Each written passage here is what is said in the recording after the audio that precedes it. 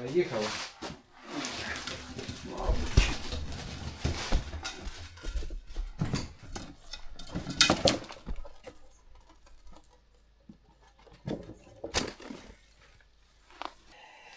Мы, в принципе, и планировали, что эту стену нужно будет ломать.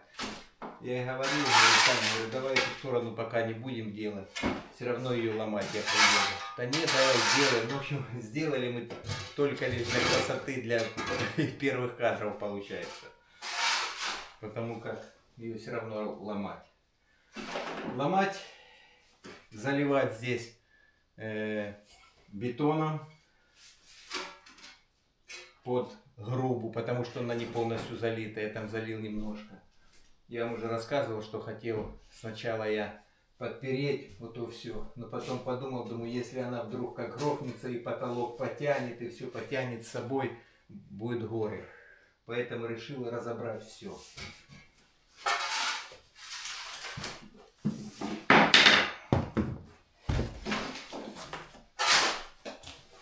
Сейчас это вот вынесу, вытрушу.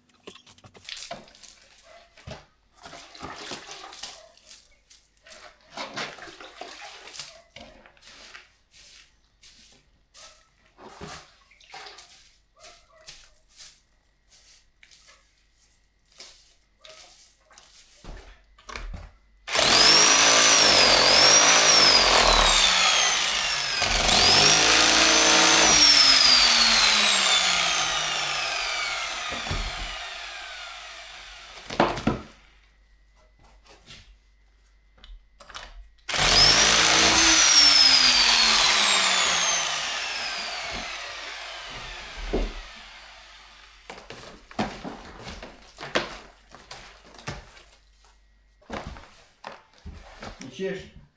І це ж все вручную робили ці вальки, Все так? вручну. Все вручну. Сушили. І скільки вони робили, інтересно, от на дом такої вальки, скільки треба? Так, такого там много треба було. Часу, так? Ну. Скільки на год робили? І то і треба було і другої робити, бо як люди мали худобу, і землі, і все треба було. Косити, носити, копати і то робити. То самі як могли, строїлися. Так.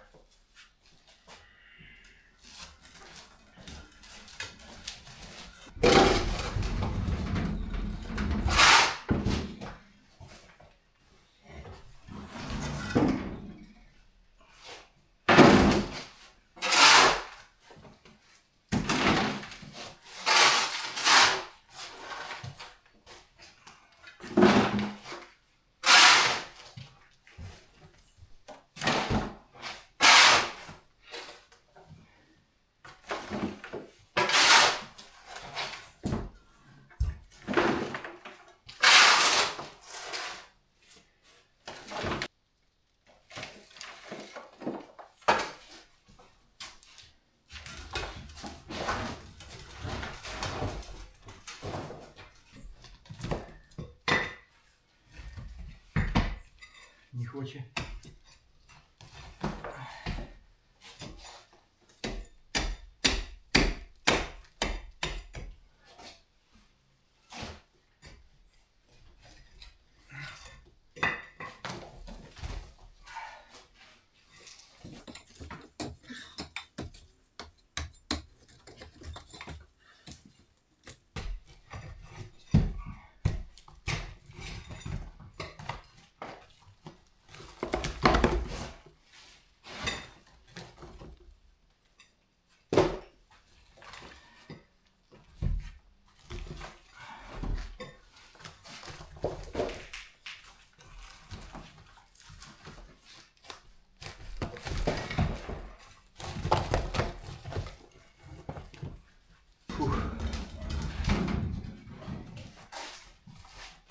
Та скільки її буде? А? Скільки буде її вальки цей? А.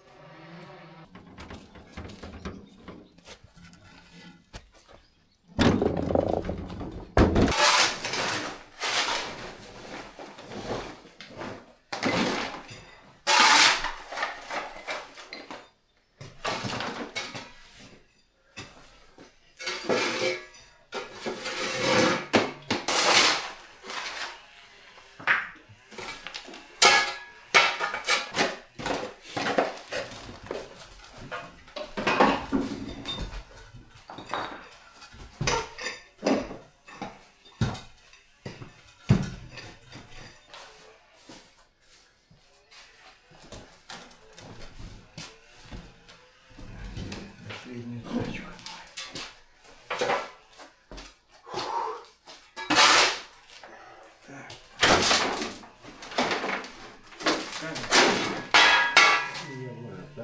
А? Ой, соломка. Помітувати тут.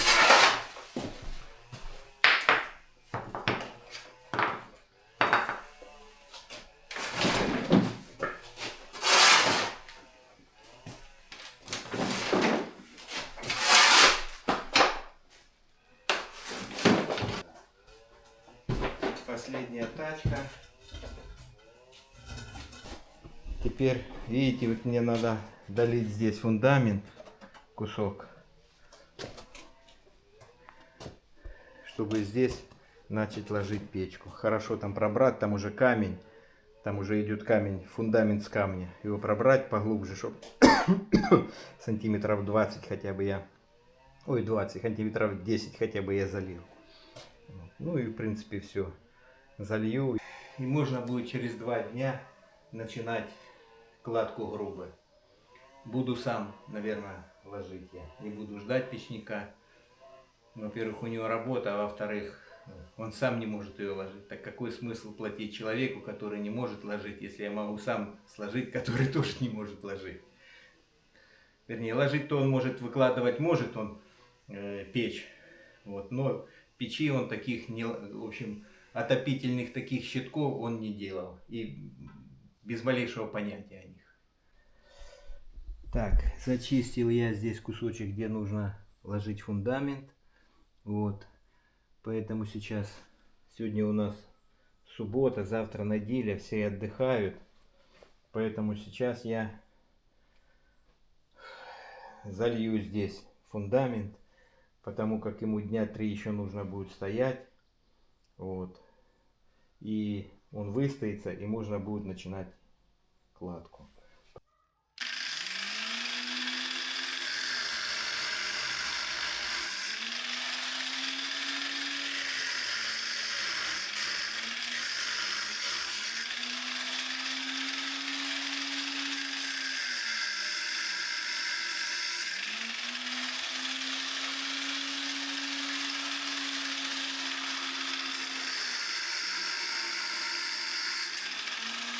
Сейчас один сюда закручу, я думаю, хватит. Толстый.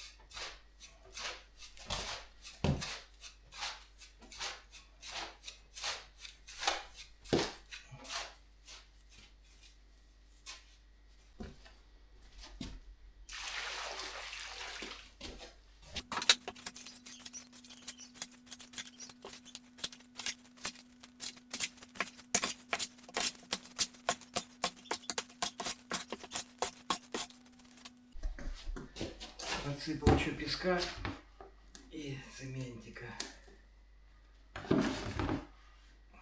Получится полная выборка.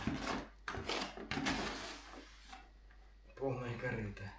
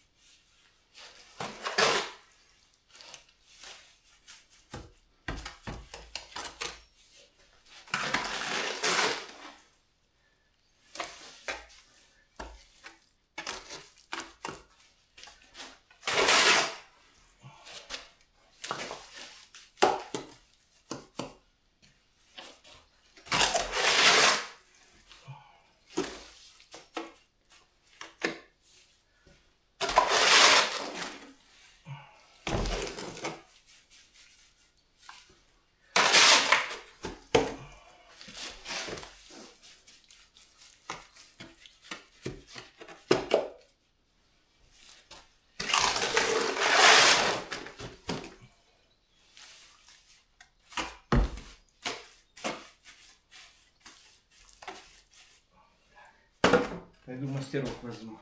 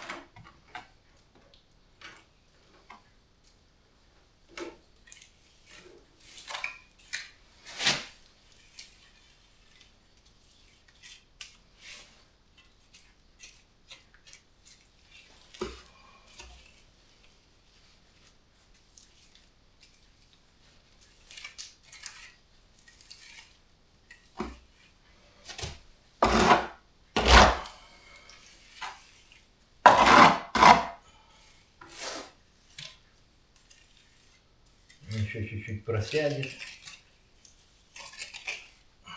раствор.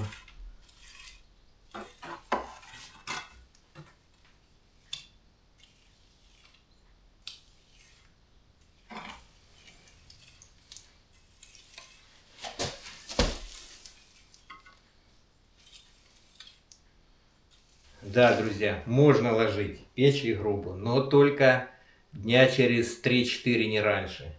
Это-то уже цемент выстоялся, бетон, а этот только я залил. Это ему дня 3 надо выстояться хорошо, чтобы я его не поломал, не разбил.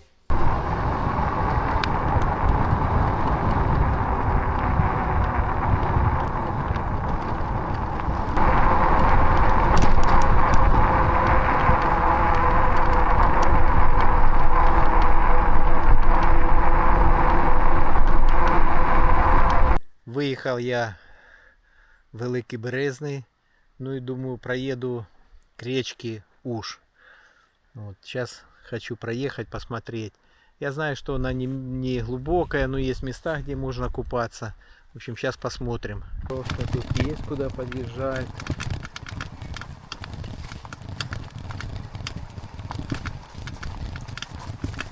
О!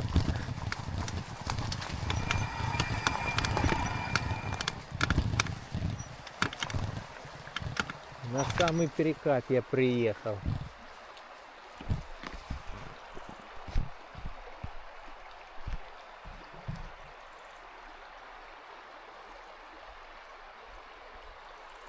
Ну тут явно не купаются.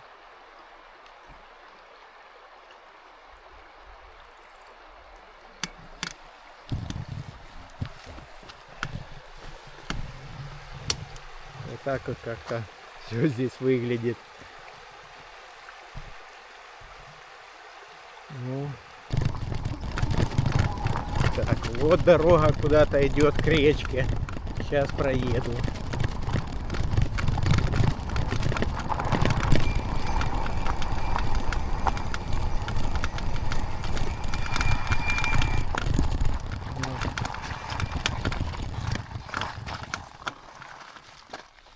Тут такое место тоже, что можно ее и проехать. Это на ту сторону ездят, переезд вброд. В общем, не знаю, я это надо с кем-то, наверное, с местным ехать, смотреть, где здесь места такие, чтобы можно было покупаться. Пляж. Но покуда я не вижу.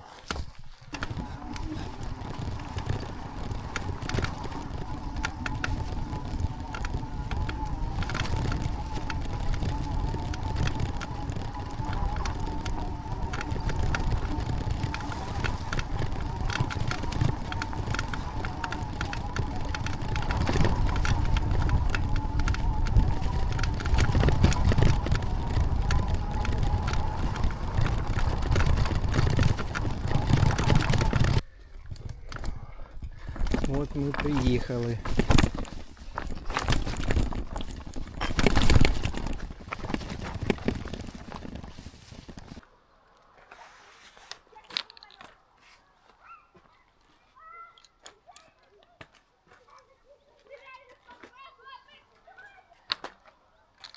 Это совсем недалеко от дома. Ну, километр, ну как недалеко, километров, наверное, около 7 сюда.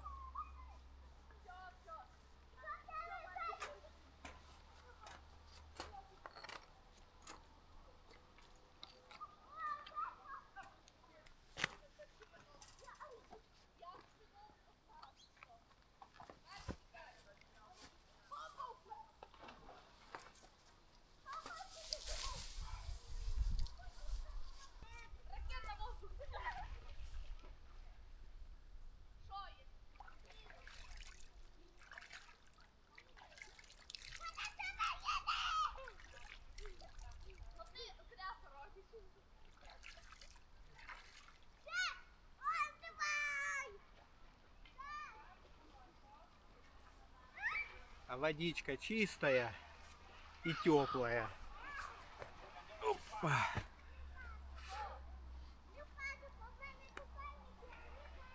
Можно сюда приезжать купаться.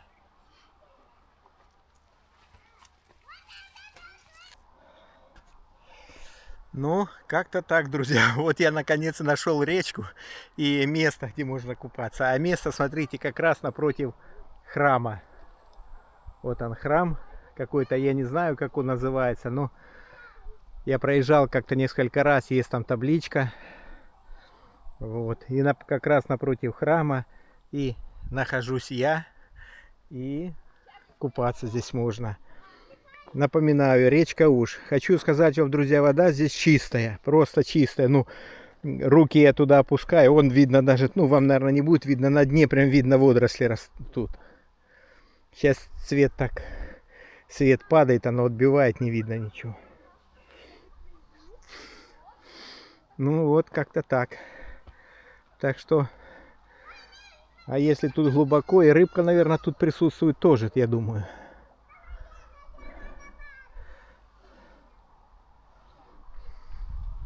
Так, все, буду собираться, умылся, немножко в себя пришел. Сегодня жарко, кстати. Передавали, и он тоже, видите, далеко там купается детвора. Кстати, речка там раздваивается. Один рукав идет туда, вот там вот как островок остается, а другой рукав пошел вроде бы как в ту сторону, в правую, а другой в левую. Ну, не знаю, как это.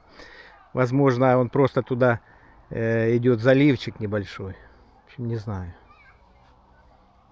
Оказывается, сюда можно и на рыбалочку прийти.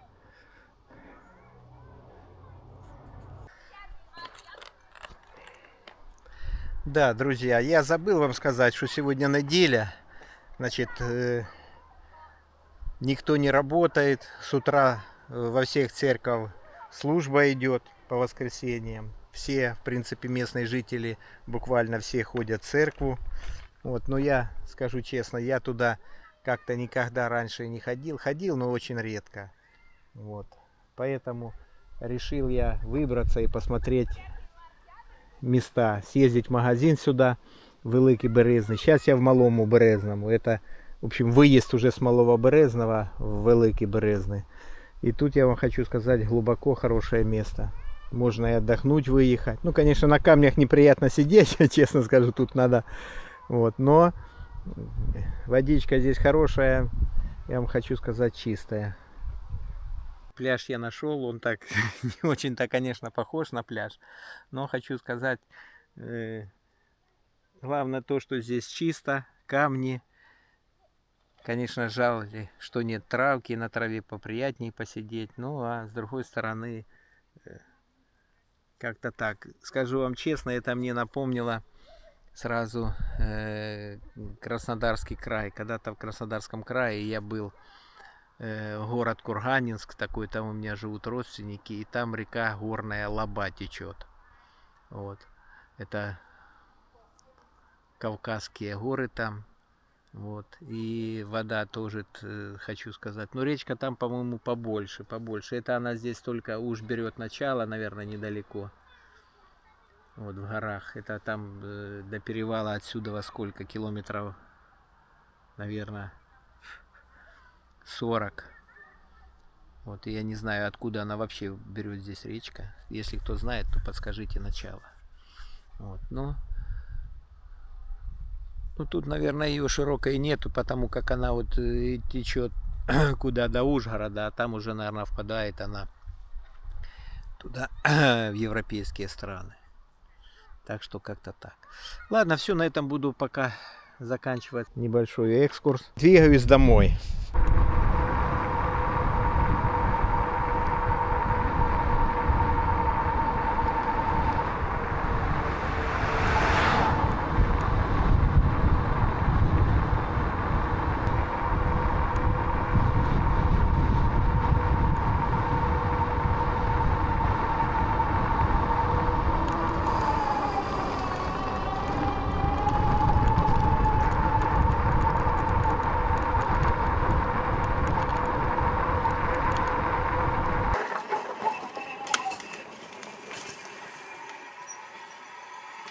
Опа! И мы на месте. Ну и сегодня ездили сюда, Малый Березный. Ну и решил я взять все-таки себе бензокосу сюда. Дома-то у меня есть, а здесь нету. Нужно покосить немножко. Вот. Значит, это ProCraft T420 Pro. Ну, что сказать, обычная пила, будем говорить так. Купил я бензина, ничего и не делал, она собранная. Сейчас попробую ее завести. Как она заведется, я думаю, заведется она элементарно просто. Так, подкачиваю бензин. И заводим.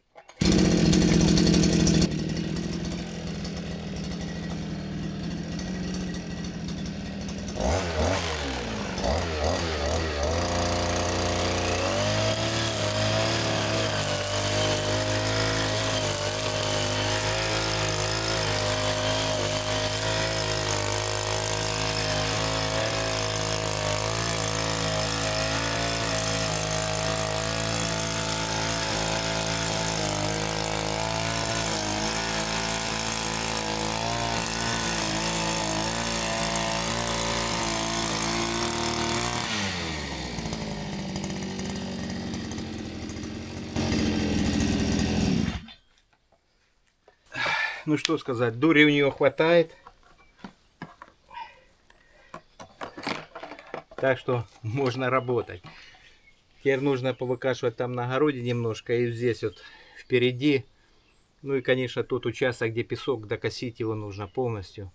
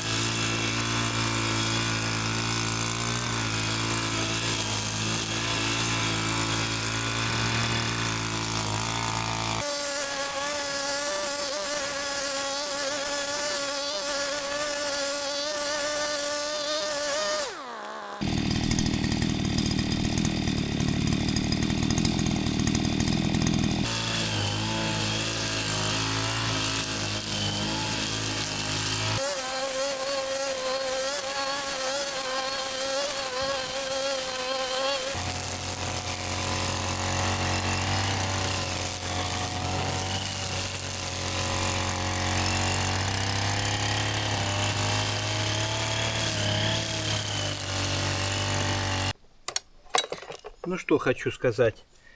Вроде бы как, ну, как обычная пила, будем говорить, так же, как практически и моя домашняя. Может быть, даже чуть-чуть побольше у нее так тягла. Вот, ну, обычная коса. Ну и, друзья, первое впечатление от пилы. Значит, хочу сказать с самого начала. Сегодня у нас Здесь, значит, Закарпатье, температура воздуха приблизительно плюс 32-33, на солнце, наверное, 35, а может быть даже 36 градусов. И вот это вот плечевой подвес, или как его сказать, ага, плечевой ремень, друзья. Вот это вот плечевой ремень. Но я вам скажу так, ну это просто кошмар, честно вам сказать. Значит, ерунда самая натуральная. Вот этот вот воротник, который ты натягиваешь на себя вот так сверху, буквально через 3 минуты вот от этой резины, вот она, вот эта вот красная резина, все, вот это что на себя одеваешь, вот так вот на шею, как петлю какую-то одеваешь, все мокрое, через 2 минуты, 3. А может быть, даже если будет жара, то не успеешь дойти до места покоса травы или бурьяна. Вот, и ты уже будешь весь мокрый. В общем, мне кажется, просто-напросто надо было обычный ремень сделать вот так вот через себя, и все. И, ну, может быть, вот такую вот вещь еще, чтобы ногу все-таки дребезжит вот эта ерунда, и она об ногу бьет. Значит, ну, вот этот еще можно было. И все. Вот эта вот ерунда, она не нужна. Да, еще, друзья, хочу вам рассказать такую историю вот с этой вот пилой. Значит, взял я эту пилу в магазине и приехал сюда домой, как говорится. И смотрю, вот этот болт и вот этот вот снизу. Они не закручены миллиметров на 5, просто не докручены. Я думаю, возьму я... ну да, ты не докрутил, наверное, да? Иди гуляй. Ага. Думаю, возьму я, наверное, и докручу. Я шестигранник вставляю крутить, а он не крутится. Я думаю, вот это да. Смотрю, и нижний то же самое, не закрученный полностью. Я второй, и нижний то же самое, он не закрученный вообще. Но не закручивается. То есть, то ли там нет резьбы, то ли там, ну, в общем, непонятно, то ли не совпадает резьба, то ли что-то, ну, в общем, я беру эту пилу и быстрее назад. Поехал назад, привожу ее, правда, без всяких проблем. Мне эту пилу просто-напросто забрали, вот, и дали вот эту вот новую. Пришел, будем говорить, с первого раза она тык-тык, подкачал бензинчик, вот, и завелась. Сразу взял масло, правда, взял дорогое, штилевское. Почему взял сразу дорогое? Я всегда беру с начала работы пилы, чтобы хорошо прошла обкатка, хорошее достойное масло, чтобы хорошо обкатать пилу. Если как ты ее обкатаешь, так она и будет работать. А если плохо обкатаешь, так она и не будет у тебя работать. В магазине в этом же, где я брал, у них в основном штилевские пилы и Прокрафт. Больше нет никаких. Пилы, опять все мне пила, не понял. Косилки прокрафтовские и штилевские в основном. Вот. Ну и все. И там вот это вот штилевское масло вот это вот идет стандартное. Вот. Поэтому я его взял, чтобы пройти на нем обкатку. Как раз этого масла мне где-то приблизительно хватит на 5 литров. За 5 литров я хорошо обкатаю под нагрузочкой двигатель. Потому что смотрел я много видео и таких мотокос, недостаток это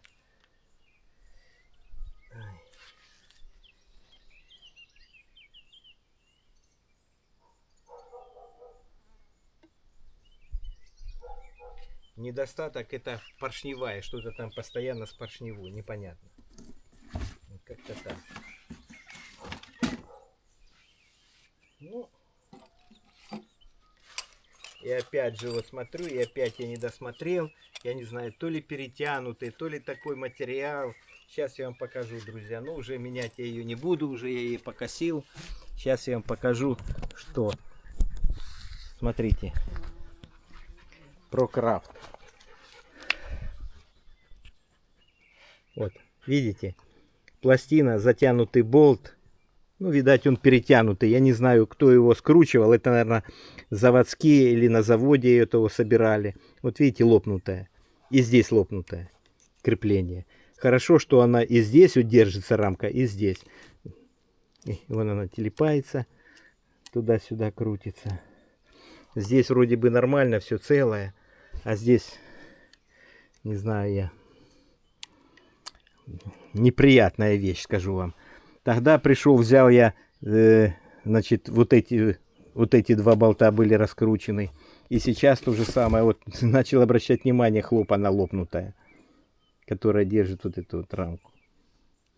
Ну, конечно, здесь ничего такого страшного нету, это не двигатель. Но, друзья, это говорит о том, как собирает и делает ProCraft свои вещи в последнее время. То есть спрос на них сейчас большой, людей очень много и очень часто их покупают, поэтому они вот так вот качество своего продукта, будем говорить, унизили.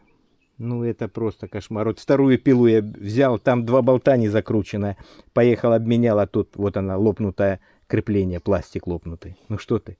Я же его не прикручивал, это было уже с завода собранное. Просто кошмар. Ну, она, конечно, будет и на этом. Хорошо, хоть этот не лопнутый. В общем, как-то так. Хочу попробовать поставить вот всю пилу. И нужно на той стороне, где песок я высыпал с КамАЗа, дорожку прокосить. А там веток много. Поросли пошли, там и слива, и вишня, нужно их покосить. В общем, сейчас попробую. Непонятно, почему вот эти вот крылышки, для чего не нужны. Если кто-то знает, как я уже сказал, подскажите. Я не знаю.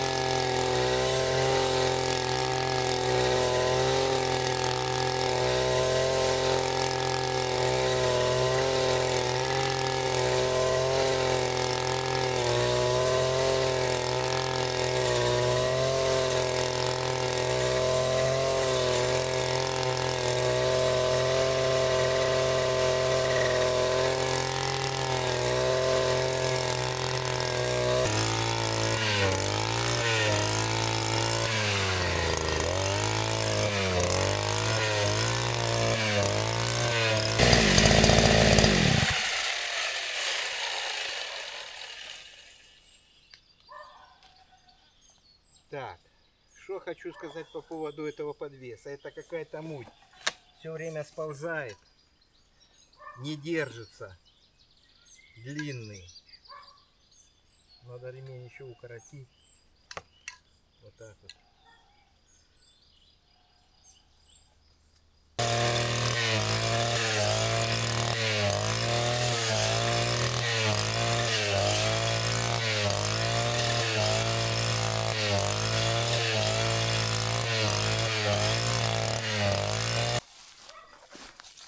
Что хочу сказать по поводу вот этого вот навесного, друзья.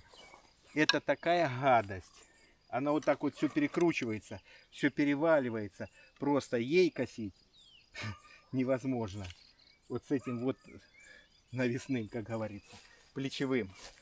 Теперь, что еще хочу сказать. Какой умный человек сделал здесь дырку для того, чтобы сюда вот этот болтик заходил. Это дурость. Когда ты косишь вот этой вот кругом, и если защитный кожух находится здесь, он цепляется за землю, и им косить практически невозможно. То есть косить можно, тогда у тебя стерня остается сантиметров 30. А надо, хочется под корешок срубить. И ты не сделаешь, тебе кожух мешает. Кожух ты утягиваешь, получается здесь дырка, и сюда летит весь мусор. Это просто кошмар, надо его заматывать чем-то.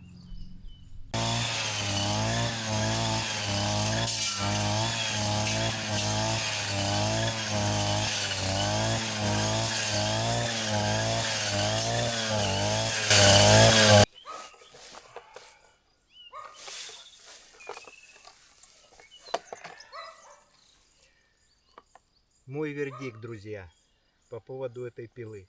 Мощности у нее достаточно, оборотов хватает. Но самое классное в кавычках, это вот этот тут плечевой подвес. Это просто ужас. Это мягко сказано. Я вам скажу честно, откровенно. Это просто ужас. Это не подвес, это мучение. Что-то, друзья, ко мне все собаки собираются. Сегодня одна черная была.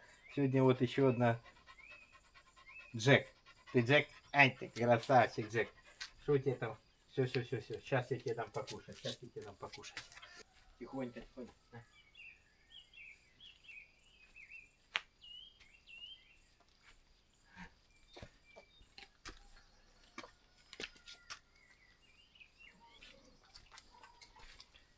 Целый день весь в делах, как говорится. Так, есть, включил, ставлю. Сейчас обжарю, я сегодня взял мясо немножко, с картошкой, честно, тушу. Сейчас обжарю мясо на сковородке. Свинина.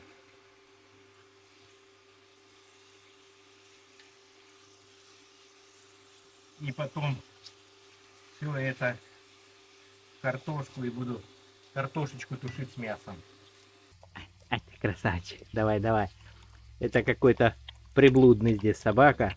Я все время его подкармливаю, он теперь сюда ходит как домой. Небольшая собачка. Всегда, как только начинает смеркаться или темнеть, начинаю готовить обед или завтрак. Люди в такое время готовят себе ужин, а я готовлю обед или завтрак. Надо еще сходить за водичкой в колодец и набрать водички там. Сейчас покажу, где колодец у нас. Ну, розповідай, Василь. Ну що, а такого колодязя, ти хочеш сказати, вже нема ніде, Юре. Ну, може, десь і є, і у нас є. Ну так не кажи такой, бо по Молдавії усі такі. Ну, розпісновані, все в порядку. Все. Та ну лімоць, я так під ноги, бо я так по путях, це теж. Ну, потім чирма, Андрій, Я тебе розумію, піздець. але не забудь дідось. Я так маленько роблю. Ну, всяке буває. Ну, так, Не звісно, дай Бог станеш. є, ну. Я пожирав під ноги, як то має бути.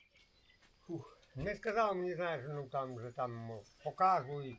Ну я мав із собою, знаєш, ну всякі зустрічаються там, я спокуха.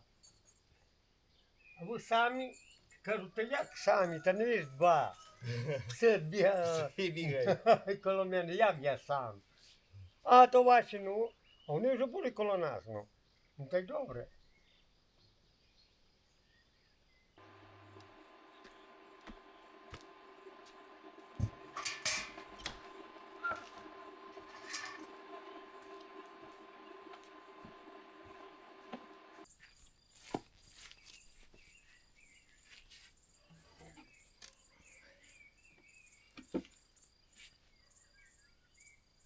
Послушайте, как поют птички.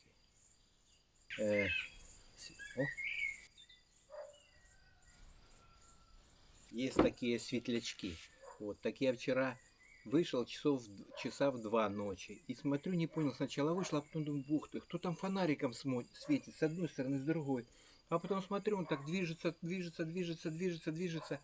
Я в своей жизни первый раз такое видел, друзья. Чтобы светлячки вот эти вот, которые горят, ночью так летали и они светились. И их так много вообще, просто вокруг было очень много. Ну ладно, друзья, хватит разговоров. Ужин я не успел так приготовить. Мясо приготовил, а картошки нет. Но зато ко мне зашли соседи. Вот, Галя с Василем. И пригостили меня ужином. Вот, поэтому огромное тебе спасибо, Галя, и тебе, Василь.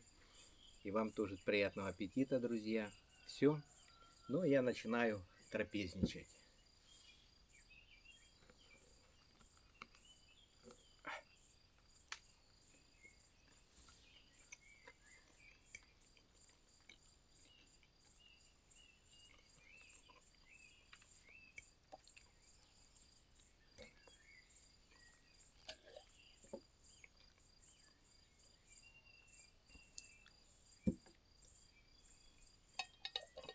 целый день не ел. Ну, с утра немножко чай попил. Ну и что-то перекусил. И весь день на ногах, друзья.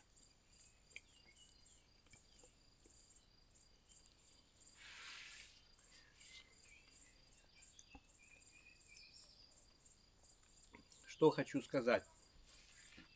Многие скажут, а что? Да, многие скажут. Перебивает меня, слышите? Птицы. Многие скажут, а что тут интересного? Многие в своем доме сидят и кушают на улице. Да, друзья, это так. Но в нашем районе, где я живу, там невозможно поужинать, посидеть спокойно на улице. Там комарей тьма. Здесь комарей практически нет совсем. Я просто их здесь не видел. Там у нас эти букашки, комари, тут мухота какая-то мелкая. Она в глаза лезет, кусает такие, потом такие красные пятна от них кровяные. Это вообще, здесь такого нету. Что здесь есть, я вам скажу, это оводы. Днем. Когда ты вспотеешь, они так над тобой кружат. У-у-у. 2-3 штуки это точно. На этом я буду заканчивать свое видео. Все, друзья, до свидания, до новых встреч в следующем видео. Пока, друзья.